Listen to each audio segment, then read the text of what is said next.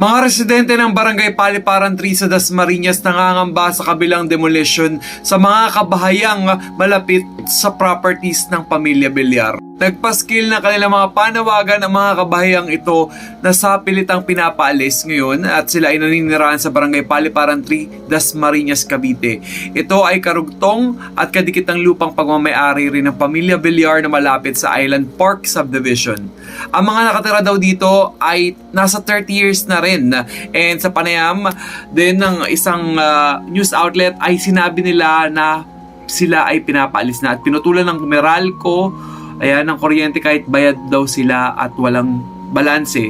And ito pa, ililipat daw sila sa Naik at babayaran na lang ng 30,000 pesos. Kaya naman sila ay nananawagan sa ating pamahalaan upang matulungan sila. Kung makikita nyo nga yung mga bahay na yan, nakalagay dyan 30 years na raw sila, and yung iba daw dito ay pagmamayari daw nila talaga yung bahay. Niloan daw nila sa Pag-ibig, kaya nga nakaabot sila ng 30 years. Kasi if siguro hindi naman talaga sila ang totoong may-ari niyan or talagang illegal silang nagtayo ng bahay dyan, hindi sila aabot ng 30 years. I think yun ang aking opinion about this. Pero for them, para paalisin na lang basta at bigyan ng 30,000 is really unfair and hindi makatao. Ito ang Viva Homes Subdivision, ayan, ang isa sa mga magigiba rin daw ng mga bahay dahil ito ay parte ng project ni Villar sa kanyang housing business. And ayan,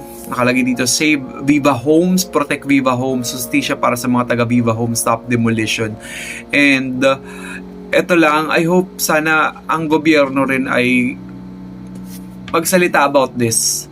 'Di ba? Kung talagang itong mga to ay, alam mo 'yun, ay hindi talaga legal na may-ari, pagmamayari nila yung mga bahay na to or mga lupa, wag naman sanang persahang pagpapaalis. Kasi ayan, kasi para 'di ba maging subdivision 'yan is hindi naman nabubuo ang isang subdivision ng, 'di ba, nagtayo ka lang bigla ng bahay doon ng walang permiso.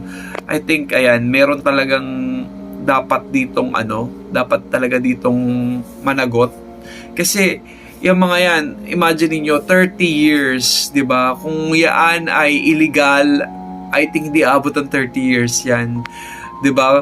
So sana maging maayos yung transition. Kung ito man ay talagang pagmamayari ng ni Villar ay wala talaga magagawa kasi sa batas sa kanya yon. Pero sana naman yung pagpapaalis, 'di ba, ay makatao naman. Wag naman yung bigla-bigla na walang malilipatan yung mga tao, at alam mo yon, they deserve to be compensated, 'di ba? Kung talagang mga binili nila yung bahay na yan, hindi pwedeng 30,000 lang ang makuha nila.